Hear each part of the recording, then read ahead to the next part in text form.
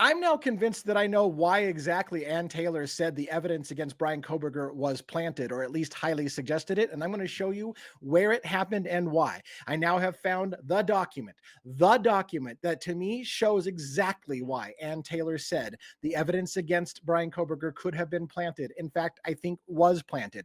The devil is in the details. Watch what happens in this document breakdown. It is enormous. Let's go.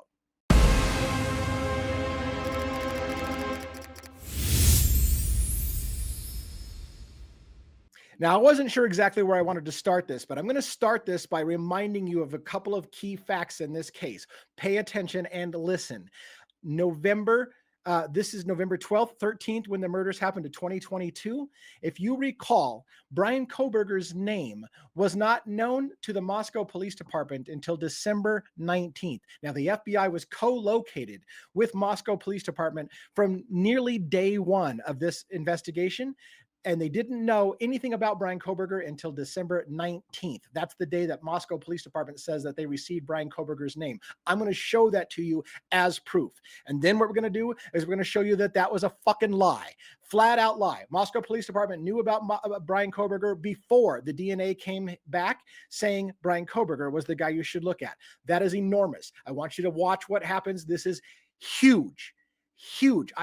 Unless I'm missing something, for God's sake, I hope I'm not missing anything. But if I just saw what I think I just saw, and I'm going to show it to you right now, this is a showstopper. This is exactly why Ann Taylor would say the evidence against Bryan Kohberger, the DNA evidence, is planted because you lied and she caught him in the lie, and Hitler wasn't going to allow it to happen, wasn't going to allow it to be exposed, even though she had them in the lie. Let me pull up on the screen exactly how it happens and lay it out to you.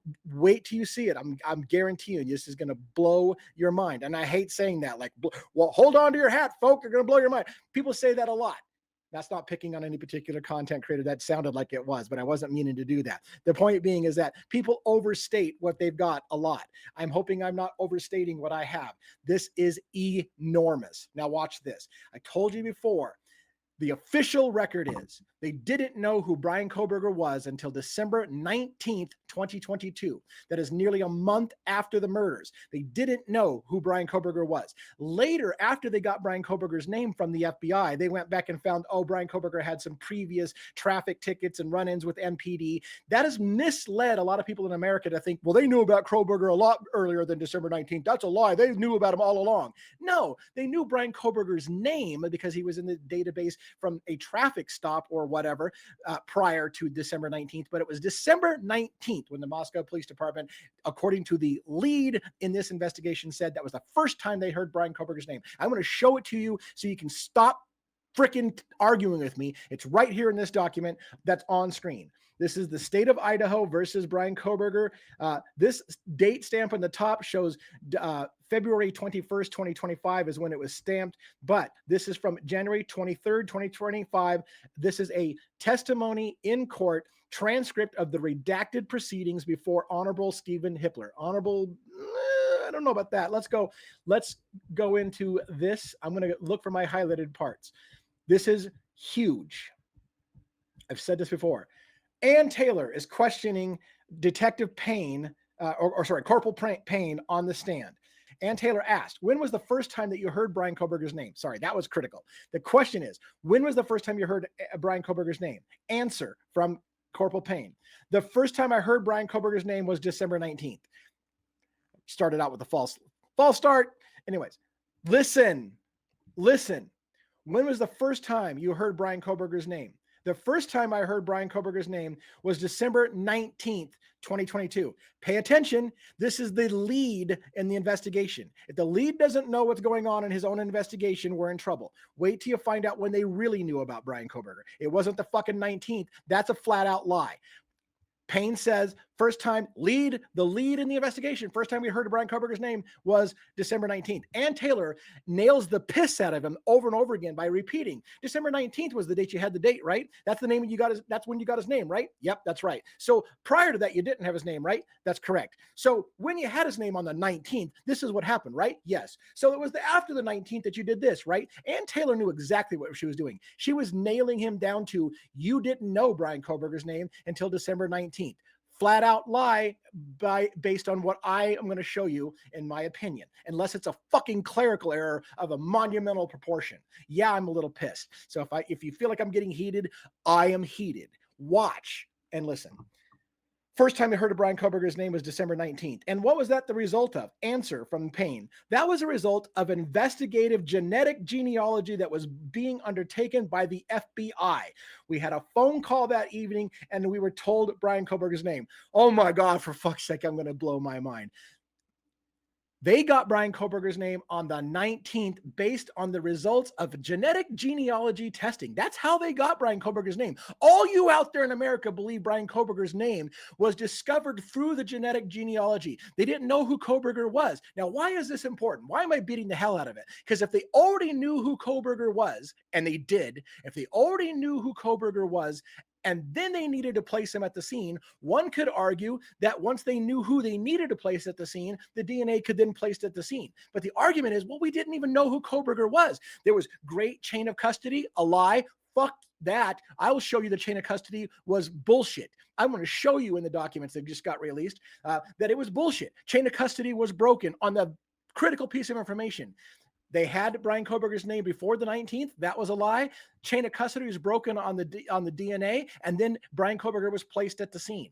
Follow this logic. It is enormous. Probably going to get me killed. Well, hopefully not, because this is out there where everybody can get it. So I'm not going to be the only one who's going to see this. So I guess kill everybody who sees it. The point being is that this is the kind of thing that would make someone like me extremely nervous. I would not want to be the only one in America to have this. Fortunately, everybody does have it because it's out there in the open, and I'm not the only one who's going to see what I just saw. Watch. Okay. So they got his name on the 19th of 2022 because of the genetic genealogy data being done by the FBI, who then developed it to Bryan Kohberger's name. Bullshit. Watch. And before that, question from Ann Taylor, and before that, Mr. Kohberger was not on your radar? No, ma'am. Woohoo! Liar, liar. Holy shit. Like, I better be right when I pull this document up. When I pull this document up and show you when they knew Bryan Kohberger's name, it's going to blow you away. So you didn't know him before. Yeah. And before that, Bryan Kohberger, Mr. Kohberger was not on your radar. No, ma'am. Before December 19th, was the FBI CAST team co-located with you? Yes, ma'am. How long had they been co-located with you? I don't remember exactly, but it had been several weeks at that point. And was Nicholas Balance, was that Nicholas Balance? Yes, ma'am. So the FBI was co-located with the Moscow Police Department for weeks before they got Bryan Kohberger's name. Follow the logic on this, all right? So what other FBI team members were co-located with you? Goodness, a lot. We had Technical Assistant Maria Tyndall. We had Special Agent Jacobson. We had numerous other FBI special agents that were there to assist. Question by Ann Taylor. By the time it was December 19th, because she's hammering, you didn't have Bryan Kohberger until the 19th, did you? No, ma'am. So by the time it was December 19th and you first heard, I love what Ann Taylor's doing here. And I didn't give Ann Taylor enough credit. When I saw it, I was like, she is doing this on purpose. But man, now that I know what she knew, holy shit. So by the time it was December 19th and it was the first time you heard Bryan Kohberger's name, had you reviewed videotapes? Look what she's doing. She's making him say over and over again, you didn't know who Bryan Kohberger was prior to the 19th, did you? No, ma'am. So prior to knowing his name on the 19th, yes, ma'am. How many hours of videotapes did you think that you reviewed? I don't remember. A lot. I can't give you an accurate representation. Okay. With those references in mind, and keeping in mind the December 19th date in mind, which of the cameras were your focus before you learned Bryan Kohberger's name? Look what she's doing. 19th is when you knew Bryan Kohberger. Before the 19th, what were you looking for if it wasn't Bryan Kohberger? Okay. Did you interview any people in relation to the case before the 19th? Were there any suspects before the 19th when Bryan Kohberger's name was given to you? Yeah, he did say there were other people they were looking into and other leads they were following. Okay, great. Were you aware that Othram Labs began to work on the investigative genetic genealogy? Yes, ma'am. Yeah, that's how we got Bryan Kohberger's name. Fuck, you did. Granted, it could be a clerical error. So I'm making a big deal about a clerical error that could be the difference between planted evidence and not planted evidence. Were you part of the discussion to take the work from Othram and go to the FBI? Yes, ma'am. Were you part of the discussion to take the work from Othram, who hadn't listen? Othram Labs did not come up with the hit on Bryan Kohberger, despite those sons of bitches at CrimeCon getting on stage and telling everybody we had Bryan Kohberger within 5 days. We got the information and we had Bryan Kohberger within 5 days. Here you got a document that says Othram Labs didn't come up with Bryan Kohberger's name, and they had to take it. The FBI had to take over it. And were you part of the discussion to take the work from Othram to go to FBI? It was after that that they came up with Kohberger's name. But now, of course, at CrimeCon, Othram Labs will tell you we had Bryan Kohberger within 5 days of getting his information. The fuck you did, or you did, and everyone's lying. Everyone's lying. Yes, ma'am. And why was that decision made? From my understanding, so this is why the FBI took why did the FBI take the information from Othram Labs? Why did they take over the investigation? From my understanding, granted, this is my first encounter with investigative genetic genealogy. So again, as a collaborative discussion, we decided that because the Idaho State Police Lab and Othram had essentially exhausted their resources, this is how I understood it, that we would move to the FBI because they had more resources available to pursue this particular avenue. Fucking listen to this. Othram Labs is now telling you they had Bryan Kohberger within 5 days. Why, Detective or Corporal Payne? Why did it get turned over to the FBI? Because Idaho State Police Lab and Othram Labs had exhausted their options and didn't come up with Bryan Kohberger. So we gave it to the FBI. When? Wow. All right, listen. Do you know that there was, do you know what resources the FBI had? And then he talks a little bit about databases and stuff the FBI had. Okay, so this is another question for Ann Taylor. All right. So once you have once you have Kohberger identified, which is again, December 19th, what's your understanding of what that meant to have his name? Answer. Just in relation to the overall investigation, is that? And she's like, yes. So the only thing that was given to us was Bryan Kohberger's name. That was it. It was conveyed to us by the FBI that it was to be taken as no more than a tip. That was it. So once we received his name, we set about doing basically an independent verification of whether or not he was involved in this crime. Really, on December 19th, after the FBI gave you Bryan Kohberger's name, that's when you decided to start looking into Bryan Kohberger. Is that what we're going with? Is that what we're going with? Because when I show you the next fucking document, you want to eat that fucking shit? I'm sorry. I'm sorry for the F-bombs. I'm super mad. It's funny. I looked at it 3 times before I did this video, and I'm like, even now, I'm like, it can't say what I'm telling you it's going to say. It can't say it. I'm going to talk to you now about a little bit more, but do you know why the FBI connected Bryan Kohberger to the case? Do you know why Bryan Kohberger was connected to the case by the FBI on the 19th? So this is the answer. So December 20th, if memory serves, we had a secondary meeting with the FBI via Teams, if memory serves, and they simply walked us through the family tree and how they did that. Now, I don't remember the details of all that. It was an in-depth conversation that, to be honest, is above my head. But they essentially worked their way through the family tree and arrived at a conclusion that Bryan Kohberger was a person that we should look into as a tip. By the way, Othram Labs developed that fucking hit on that DNA to 4 brothers in Pennsylvania, none of which were Bryan Kohberger.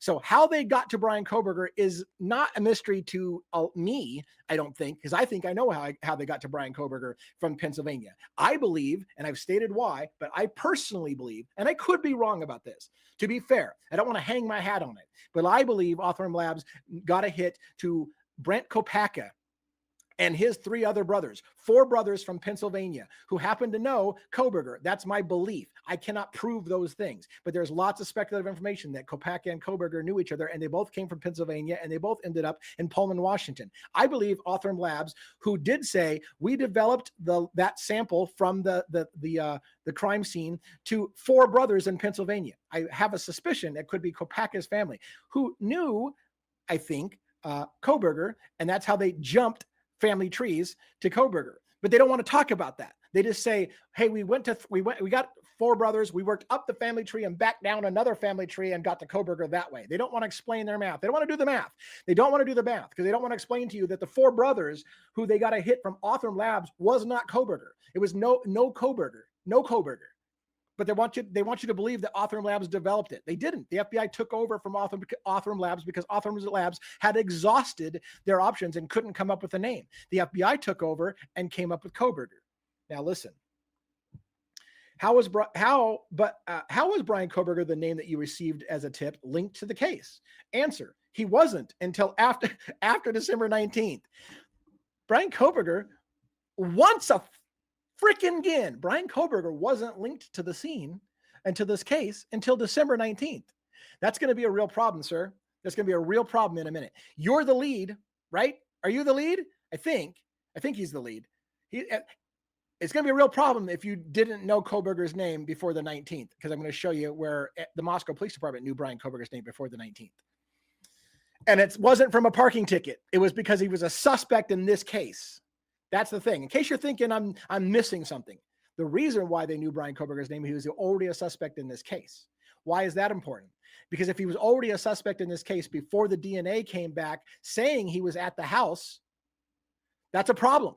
Because Ann Taylor is saying you knew who to place at the house, and that DNA suddenly gets placed at the house. That's the critical thing. I'm jumping ahead. I'm jumping ahead because I want you to understand this. The logic that America thinks is that Bryan Kohberger was identified because his DNA was left at the house. And they didn't even know who Bryan Kohberger was. Had no clue until they found his DNA at the house. And then they were like, oh, there's this guy named Bryan Kohberger. Let's now do investigative work and see if he could have done it. Yep, he could have done it now that we know who his name is. Problem is, they knew who his name was before the DNA was found, which is why Ann Taylor said, you knew who he was, and that DNA could have been planted at the house to make sure Bryan Kohberger was associated with the crime because you already had him on your list of suspects. But those in America think, no, you didn't even know who Bryan Kohberger was until the 19th. All right, make sure you understand this. I mean, I'm trying to make sure you understand 100% and can't miss this when it happens. I'm not sure what you're asking, he says, as far as before December 19th, is that what you're referring to? Yeah, Ann Taylor says, before the 19th, when you didn't know who Bryan Kohberger was, tell me about that. Well, we didn't have any relation to Kohberger at that point. Oh, I want to say that for Ann Taylor. Oh, you didn't know about Kohberger prior to the 19th. Oh, once again, right? So you heard about Bryan Kohberger on the 19th. That was the first time you heard about him. And before that, once again, you didn't know who he was. Correct. We don't know who that guy is until the 19th. Okay. In relation to this crime, not just know who he is from a traffic crime, crime or incident, in relation to this crime. Why did you become interested in learning the identity of Bryan Kohberger then? Answer: not quite sure I understand your question. We were interested in anyone who would have been involved in this. The DNA from the knife sheath was obviously the one thing that we had that we thought was very a strong piece of evidence in this case. So it was that particular piece that we pursued as a potential avenue of identifying the suspect. Question, Ann Taylor: is it your understanding that the FBI work said that it was Bryan Kohberger's DNA on the sheath? Oh my God. Is it your understanding that the FBI said Bryan Kohberger's DNA is on the sheath? No, that's not my understanding. Well, what is your understanding? My understanding is that the FBI concluded that Bryan Kohberger was a possible source of the DNA and that we should look into it. They did not, to my knowledge, at any point say Bryan Kohberger's DNA is on the knife sheath. That was never conveyed to me. Oh, that's funny, America, because everybody in America says Bryan Kohberger's DNA was all over the crime scene or Bryan Kohberger's single source DNA was at the crime scene, but that's not what the FBI is saying. The FBI is never saying to Corporal Payne that Bryan Kohberger's DNA was in the house. They just said it's a tip you should look into. Why? Because I believe that oh my God, I believe that DNA, this part I could be wrong about. I'm going to say it again. I believe that DNA could have been Kopacka's DNA, and all they said was, you need to look into Bryan Kohberger. They knew by this point they had a problem. Brent Kopacka had been shot and killed in Pullman, Washington. So the main suspect is gone. Can't put him at the scene because he's dead. Brent Kopacka is shot and killed. That could be a problem for this investigation. But if they knew that Kopacka's DNA was at the scene, they could get it to Kohberger because they both came from Pennsylvania. And that part is all speculative about my part. I just want to make sure you understand my logic because this is a theory I've had from a long time ago. But what we're really focusing on is not so much the Brent Kopacka thing. I don't want to sidetrack you too much on it. What we're focusing on is the DNA that I believe Ann Taylor thought was planted at the scene and exactly why she thinks it was planted, because I missed it until now when a document came out and showed that's why. That is why she thinks the DNA was planted. All right. They did not, to my knowledge, at any point say Bryan Kohberger's DNA was on the knife sheath. That was never conveyed to me. So she asked, well, on December 20th, when that happened, when he's suddenly someone that you looked into, what did you do? He answers, well, we had already started looking into him from the previous evening. That was the 19th when he said we first learned his name. So that day, December 20th, we began going through basically all sorts of standard investigative procedures that we've been doing throughout the investigation for several leads. And it basically talks about how they found that he had a previous traffic stop and blah, blah, blah. So there leads to some of you, you're an idiot, devil's advocates. They knew about him a long time ago. No, they fucking did not know about him until December 19th, but then they went back in their records and said, oh, we've had a run-in with this guy before in a traffic stop. They did not know. They technically did not know about Bryan Kohberger related to this crime scene until the 19th. I'm going to show that that was a lie. I think. I'm almost positive. I'm going to show it to you. All right. So we started doing all sorts of things from that information on Kohberger. And I don't know that we have to go too much further than this, but what efforts did you make to pursue unknown male B? Payne acts dumb. I want to make sure before I go too crazy on this that the person on the stand was Payne, wasn't it? This is all Payne, right? I mean, I know it is. Yeah, right there. Direct examination. Ann Taylor, good morning. I'm Brett Payne. Spell your name. Payne. I'm Detective Corporal. I'm the Detective Corporal. So I have called him detective and I have called him corporal. And I said, well, I keep correcting it. But anyways, yeah, this is all Payne. Payne's saying all these things. I knew it, but I just had to get the sniff check out of the way because I'm so amazed that people have missed this that I have to double, triple fucking check myself. All right. So what efforts did you make about unknown male B? Payne, the lead detective in the case, is going to play dumb. You'll have to be more specific. I don't remember exactly where unknown male B came from. Really? You're the freaking lead on the investigation. You're not sure who unknown male B is, but all right, Ann Taylor, break it down for him. Let's go. Well, what if I told you that the lab report showed unknown male B came from a blood spot on the handrail going between the second and the first floor? Does that help jog your memory? Yes, ma'am. Oh, now suddenly he remembers unknown male B. Bloodstain down on the lower floor where the killer supposedly didn't come into. You need to understand. First floor was at the ground level where Bethany Funk's room was at.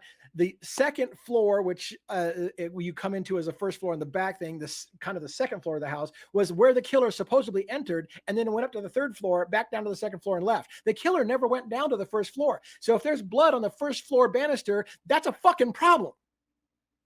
So what if I remind you that there was blood on the banister on the first floor? Oh, yes, ma'am. I think I do remember that now. Well, good for you. Excellent. Why did you not pursue that person? Why did you not pursue that person? Well, at that point in time, we had already received Mr. Kohberger's name. I lost my shit the first time I heard this. I'm going to lose my shit again. Why didn't you look into somebody else's blood at the crime scene? Well, we already knew it was Bryan Kohberger. So why should we look at anybody else? You fucking bastards. Like, are you kidding me? I'm losing my shit. You bastard. Like, he's literally, well, we already had Bryan Kohberger's name. Why would we look at anybody else? And I shouldn't call him a fucking bastard. That's my bad. It made me angry. I don't want to have a personal beef. I don't want to end up dead either. And if this guy is involved in this thing, I'm probably in big shit, especially if I called him an effing bastard. My bad. I'm probably signing my death warrant. All right. At that point in time, we had already received Mr. Kohberger's name, and from what my understanding was, entering another DNA profile into CODIS would remove the previous one that we had from the knife sheath. So if memory serves, the discussion was that we'll hold off. We'll stay with the one from the knife sheath. If we needed to, we can address the unknown male B at a later time. So he literally says, oh, I thought that if we put another blood sample through CODIS to see whose blood that is, that was going to ruin the knife DNA that we had on Kohberger. So we just decided not to test anyone else's blood at the scene. That's fucking so horrible. It's so horrible. I hope you understand how horrible that is. Anyways, I want to make sure I understand your testimony. And Taylor, I want to make sure I understand what the fuck you just said. Can you please repeat what the hell you just said? Were you not aware of unknown male B until December 19th when you knew Bryan Kohberger's name? No, ma'am. I was aware of that before. Now, why is she pointing this out? Listen. They didn't know Bryan Kohberger's name until the 19th of December, he said. So she's asking, well, why didn't you test unknown male B? Well, because we knew it was Bryan Kohberger. Are you catching this? This is subtle, but I'm going to show the smoking gun in a minute. Well, maybe in 20 minutes. I don't know. So why didn't you test unknown male B? Oh, because we knew it was Kohberger. Oh, but you didn't know it was Kohberger until the 19th. So you didn't know about unknown male B until the 19th? No, ma'am. We knew about that from the very beginning. Okay. So explain the fuck to me why you didn't test unknown male B if you didn't have Kohberger's name until the 19th. He's not going to be able to do that. But that's the question I would want to know. No, ma'am. So she says, so you weren't aware of unknown male B until after the 19th when you had Kohberger's name? Because she knows. She knows. You done fucked up. No, ma'am. I was aware of that before. Oh, how about unknown male D? So now he's like, I knew unknown male B existed, but we didn't test it because we knew it was Kohberger. But you didn't know it was Kohberger until the 19th. So let's put that aside for the minute. Let's put that aside for the minute. You didn't test it because you knew it was Bryan Kohberger, but you didn't know it was Bryan Kohberger until the 19th. But you knew about unknown male B for a long time before the 19th. Is that correct? Yes. Okay. How about unknown male D, as in dog? Again, you're going to have to be more specific. Well, are you the fucking lead investigator or are you not? You don't know who unknown male B? Let me refresh your memory, sir. Ann Taylor. I feel like I'm the anger translator for Ann Taylor at this point. If I told you that unknown male D came from a lab report from a sample of blood on some gloves outside the house, does that refresh your memory? Yes, ma'am, it does. Oh, fuck. Good job, buddy. Good job. After you've been reminded, you're the lead investigator, but you've finally been reminded that there's multiple suspects' DNA, blood DNA left at the scene, and you finally remember it when Ann Taylor jogs your memory. Hey, so do you remember the bloody gloves? Oh, yeah, I kind of do remember bloody gloves at the scene. How is that not a thing? How is that not a thing? All right, let's move on. So you're aware of that too? Yes, ma'am. She's like surprised. So you're aware of unknown male B and D blood at the scene of some unknown perpetrator, but you didn't test it because you knew it was Bryan Kohberger, but you didn't know it was Bryan Kohberger until the 19th. Is that all correct? Yes, ma'am. Okay. I'm going to bring that shit up in court when we go to trial. No, you're not. You're not. You know why you're not, Ann Taylor? Because they won't let you go to fucking trial. They won't let you go to trial. They've told you you're going to plea. They forced you into a plea. You're never going to go to trial. Ann Taylor was pocketing this shit. This was going to come out in the court. You will never see it. It'll never happen. Ann Taylor can't present to you the loophole and the problem that she caught, that I just caught today. She would have shown this in court and it would have changed everything. It would have caused reasonable doubt, in my opinion. This would have fucking caused major reasonable doubt. I'm sorry for the F-bombs. I'm super pissed off. But she was never going to be allowed to present that in court. Never. And so that's why they threw their hands up. It was clear that Hitler was never going to allow this to come into the courtroom, even though she had it. She had the smoking gun. She knew what I'm going to show you now. So where do we start? Let's start here. Idaho State Police Forensic Services case jacket for this case. Submitting agency. Listen. Submitting agency, Moscow Police Department. Yes, this is Idaho State Police Forensic Services, but the submitting agency of all this paperwork is the Moscow Police Department. That's important. Moscow is going to tell you we didn't know who Bryan Kohberger was until the 19th. All of this paperwork that the Idaho State Police is showing is some fucking 2,356 pages of information that I'm only going to get you a part way through today. Only going to get you part way through. Comes from Moscow Police Department. So when they tell you they don't know Bryan Kohberger, wait till you see what happens. Now I don't even know where to start with this. I'm going to show you, I think I'm going to show you this. I'm going to skip this. I'm going to come back to that. I was going to start there, but I'm going to come down to the coup de grace, that big shocker that I want to show you. Okay. Now,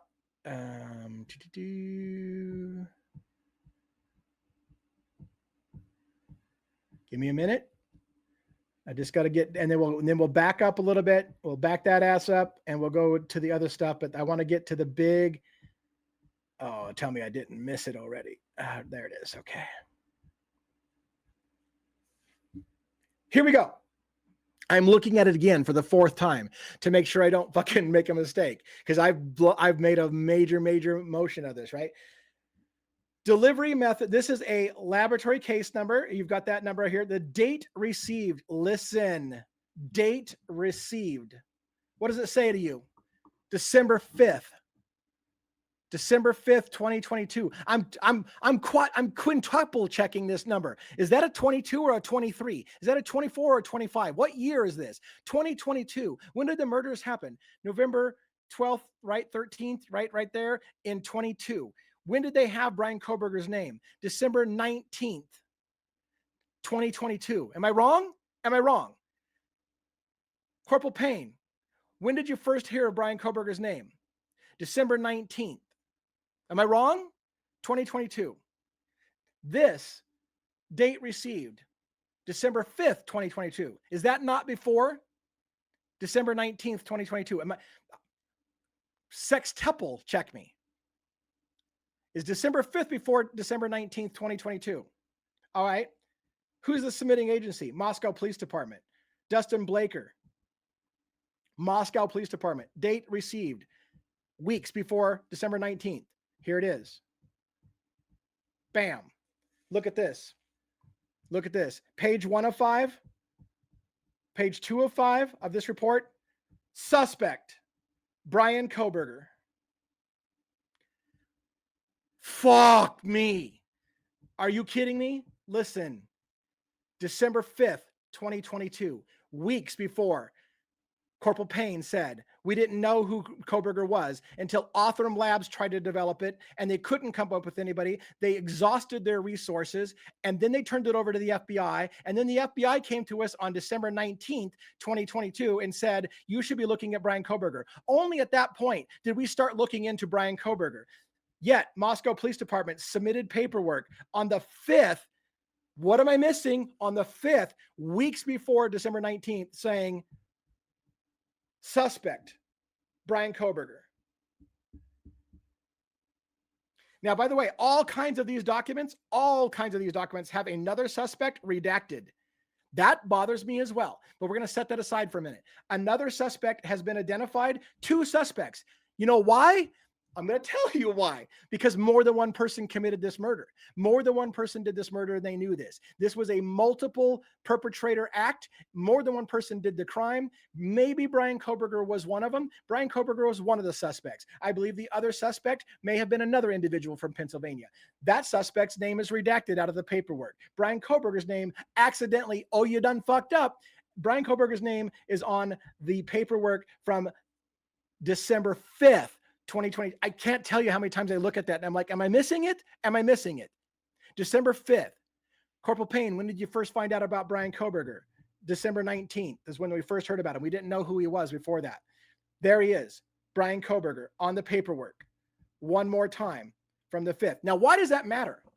Why does that matter?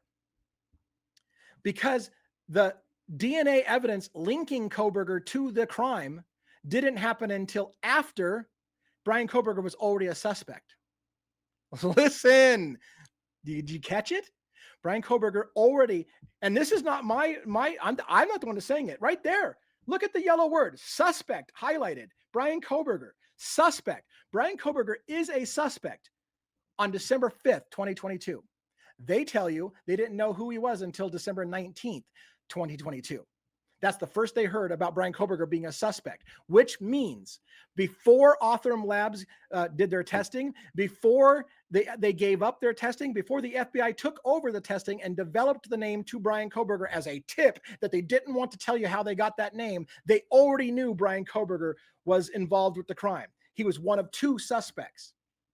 He was already involved with the crime. Now, there's a logic that says if they knew he was one of 2 people to commit the crime, and then one of those people get killed and they can't prosecute that person, who are they left? They're left with one guy to prosecute. One guy. Oh shit, problem is we can't place him at the house. That's what Bill Thompson literally told you. He literally told you at the sentencing, he literally told you at the plea deal change, we can't place Bryan Kohberger at the house. He told you that. Do I need to pull the video up to show you? We can't place Bryan Kohberger at the house. We can only place him near the house. Maybe you can place him near the house because maybe he was one of the suspects. Maybe he was one of the perpetrators. Maybe there's two suspects, and that's why one's redacted because that person's dead, and we don't want to talk about who the other suspect is. And then you've got Bryan Kohberger identified weeks before they tell us Bryan Kohberger was identified. Why does that matter? Because they then got the DNA for the person they needed, and voila, it's Bryan Kohberger that we got at the scene. Although I'm not sure it was Bryan Kohberger. I think it might have been the other suspect from Pennsylvania that they put at the case. This is enormous. This is I'm serious. This is the kind of shit that gets people killed. I hope it does not get me killed because I'm not going to be the only one who points it out. Once this video goes out there, hopefully everybody else will jump all over it. And if I'm wrong, I got to eat a lot of shit. But I'm up at fucking 4 in the morning. I'm up at 4 in the morning because when I saw this, I was like, I gotta prove that's happened. Did that just happen? This is why Ann Taylor would say, I think the evidence against Bryan Kohberger was planted, because Ann Taylor knew they knew who Bryan Kohberger was weeks before they said they found his DNA at the scene. Listen, she knew Bryan Kohberger was on their radar and was a suspect in this crime before they found his DNA at the scene, which would indicate the possibility that someone needed to put Bryan Kohberger at the scene. In fact, maybe somebody needed to put Bryan Kohberger at the scene after they lost the actual person who they had their DNA at the scene. And then the last thing I want to wrap up for today, perhaps, is going back to this. Let's go back to the beginning of this Idaho State Police thing submitted by the Moscow Police Department. Let's go back. This should bother you. And I'm not going to be able to get it all out for you. I want to show you some glaring things that should send alarm bells off. Moscow Police Department, right? Here we go. Look at first of all, this. What is the date on this? This bothers me too. Okay, this is the offense date, not the submitting date. Offense date of the 13th when the murders happened. But anyways, they got all these names redacted. Bryan Kohberger's not, so he's on that paperwork. And then there's the victims, of course, as well. But this is what I want to pay attention to right now. This is the chain of custody for submissions. Submissions 1 through 22. Watch this. There's only 22 submissions. See how it ends there at 22? 1 through 22. That's the number of submissions on the chain of custody. 9. Submission number 9. Item 2159. Evidence was sealed and did not appear to have been tampered with. However, there were no initials on the seal. I placed a piece of evidence tape perpendicular to the seal and initialed and dated it KF. Are you listening? It didn't seem that the seal had been tampered with, but it had a seal with nobody's initial on it. So I went ahead and initialed it. That is evidence of evidence tampering. If someone had sealed that initial evidence, sealed it up, put their initials on it, and then went, oh, we need somebody else at the crime scene. You rip that off, you put something else on there, and somebody else signs it. But you got to explain that. So how do you explain it?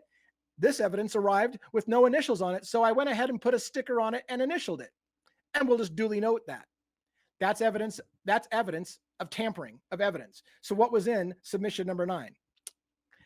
Well, I bet you it's the knife sheath. Anyways, now let's also look at number 13 by Blaker.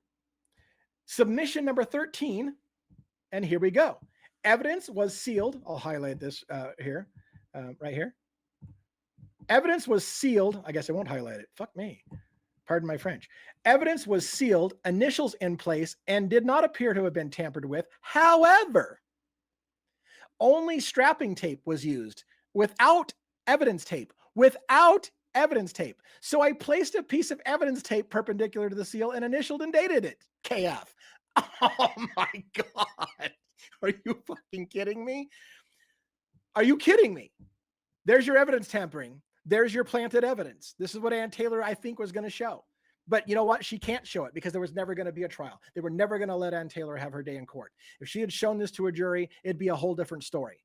She was never going to be allowed to do that.